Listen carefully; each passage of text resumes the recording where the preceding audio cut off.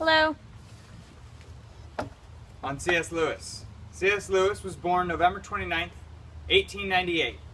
Was a poet, scholar, writer, and above all else, a Christian. He was accepted into Oxford University, but chose to delay his education in order to serve his country in World War I. There, in basic training, he met a friend by the name of Edward Moore, who died in combat. C.S. Lewis, always a gracious man, took care of his friend's mother, Jane Moore, when he returned to Oxford. Not long after, Lewis became a Christian, and obtained a fellowship to remain at Oxford to teach philosophy, which he did for over 30 years. It was there that he wrote 20 novels, 40 nonfiction, and hundreds of pieces of poetry.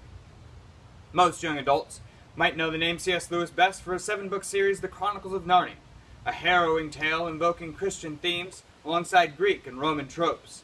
Or they might be familiar with his 3-book series, the Space Trilogy, in which Lewis discovers the dehumanizing trends in technology and science. Others might know him as the colleague and friend of J.R.R. Tolkien, creator of A Magical World of Middle-earth.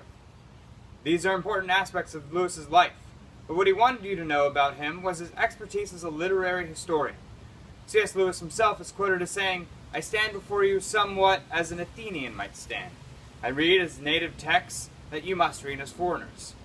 Lewis wanted to be a provocative scholar, conservative where it was fashionable to be progressive. From this mindset, C.S. Lewis was one of the first scholars to reject the traditional boundaries between the Middle Age and the Renaissance. This method is best described in a summary of 2 works, The Allegory of Love and The Discarded Image. In the allegory, Lewis traces what love has meant over the past to how it means now without skipping a beat.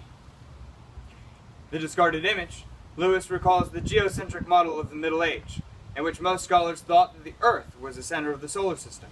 In this book he wrote, "Few constructions of the imagination seem to me to have combined splendor, sobriety, and coherence in the same degree.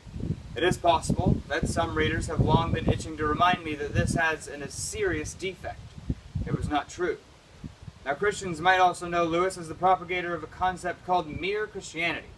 A book by the same name, and another novel called The Screwtape Letters, do this concept succinct justice. In Mere Christianity, Lewis helped to bridge the gap between different denominations and intellectual perspectives alike. Screwtape Letters, a novel about a demonic mentor to an underling, best describes the methods to distance a human male from Christianity. The subject might sound dark, but Lewis injects humor in the text in a way that only he could. Lewis not only taught us, but lived the faith taught by the apostles, attested by the martyrs, embedded in the creeds, and expounded by the fathers. Readers find that Lewis is strikingly different from other Christian authors they've read, and that he's never anything that could be called pious. He's serious, and at the same time he's lighthearted, because he has great joy in everything he has to say about the faith. Lewis was a man of many convictions, and when he died 1 week before his 65th birthday, the world lost one of its greatest thinkers. C.S. Lewis, author, scholar, friend, and Christian, you are missed.